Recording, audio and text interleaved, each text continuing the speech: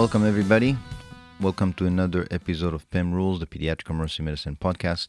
I'm your host, Yaron Ivan, and today we're going to talk about some more rules in the clinical care tips category, specifically that has to do with you or about you. Those are kind of rules that I think about that have to do with professionalism, the way I recommend you speak to parents, speak to the patients, speak to the nurses, communicate with your colleagues, etc. So let's get started. Rule number 44. Don't turn down any opportunities. Life is all about options. So I think many of us heard that rule before from some of our mentors, maybe even our parents. Really, life is all about options. Certainly in the medical career, it is. We invest so much time and so much money in our career, hundreds of thousands of dollars in medical school loan debts, and so many hours spent in the hospital on call, 24-hour call, 36-hour call, etc. And at the end of the day, it's really about having options. So in the end of your training, when you're done and you're looking for a job, you really want to have as many options as you can. One way to do that is to accept all opportunities during your training, embrace them, and take advantage of them. Residency is a great example.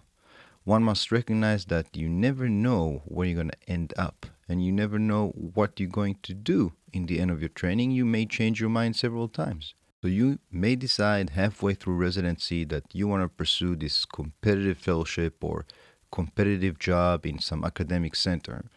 And in order to do that, it will be very helpful if during residency you were more than just a great resident. If during residency you published something, you wrote something up, you had some kind of academic, scholarly activity that kind of boosts your resume and shows that despite being a hardworking physician who was very busy and sleep deprived, you took the time to do something extra. So my advice to you is, if one of your attendings approaches you during residency and says, "Hey buddy, I saw this patient, I think we should write it up, I think it's a great opportunity," the answer is yes. You're going to take this opportunity despite being busy, despite being sleep deprived, recognizing that by taking this, you're adding another point or line or paragraph to your resume, which can only open more doors and give you more opportunities later on. So don't turn down any opportunities. Life is all about options. And let's face it, guys, you never know what you might end up wanting to do.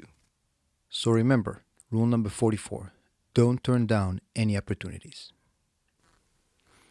Rule number 45. You have to take care of yourself before you take care of others. This is something I tell the residents I work with all the time. This is so important. It's probably one of the most important rules out there. And this is a rule I am often reminded of when I get on a plane, take a flight somewhere, and sometime before we take off, the stewardess have their safety demonstration and they always hammer one important point. If for some reason the oxygen pressure drops, oxygen masks will be dropping from the overhead compartment, and please put your mask on before you help others. And that's actually a very good point when you think about it. What good would the parent be if he doesn't take care of himself, put his mask on so he can help his kids do the same? If that parent faints from hypoxia, there it is. The kids are now helpless. So the parent has to take care of himself before he actually takes care of his kids, which I got to tell you as a parent is very hard to do. But it's true. You got to take care of yourself before you take care of others. So when I have a resident or a med student or a nurse that works with me in the ER, if they don't look right, if they're not feeling well, I ask them to sit down, drink some water, get some rest, and if they don't feel well, it's probably a better idea to go home so they can take care of themselves, recover, and come back tomorrow and help us out.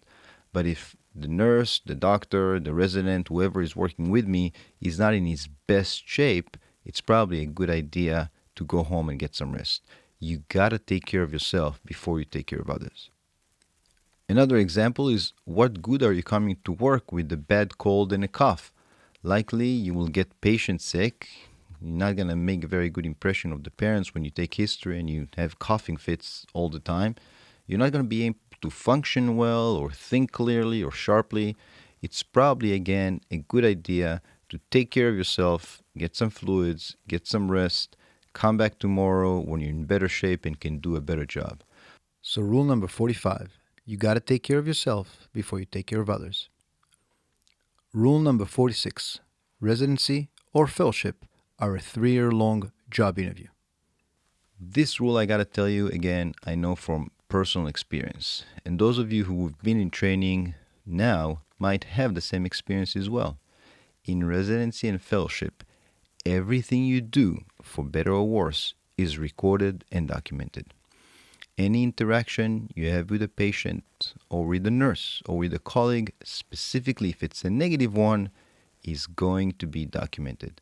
Any project you took to completion is documented. Any project you failed to complete is documented.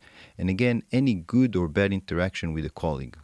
Many of us need letters of recommendations at the end of our training, and many of us sometimes want to stay in the same institution or hoping to get a job within the same hospital. It is helpful, therefore, to think of your training as a 3-year job interview that allows you to make the good impression for those goals. So remember, work hard and make great impression during your residency and your fellowship, essentially your training, so you can get that good letter of recommendation, so you can have that option to stay in your institution and get a job.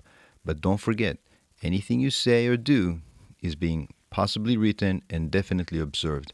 Think of your residency or your fellowship or your training as a long, several years of job interview. That's exactly what it is. Rule number 47, the way to become an expert in your field is to see a lot of patients. This is something I tell the senior residents most of the time.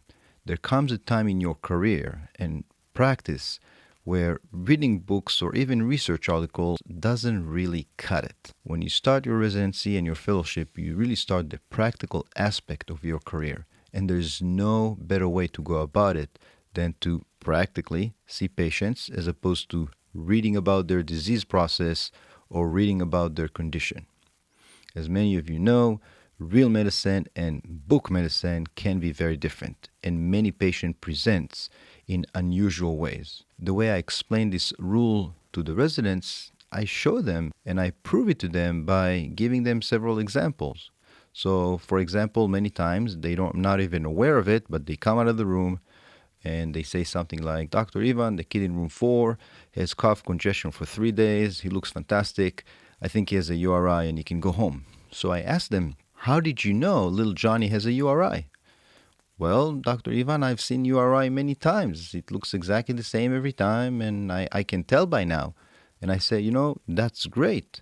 So now, to become a good pediatric emergency physician, you got to see mild asthma 50 times to recognize mild asthma, moderate asthma 50 times to recognize moderate asthma, and severe asthma 50 times to recognize severe asthma. That's a lot of patients.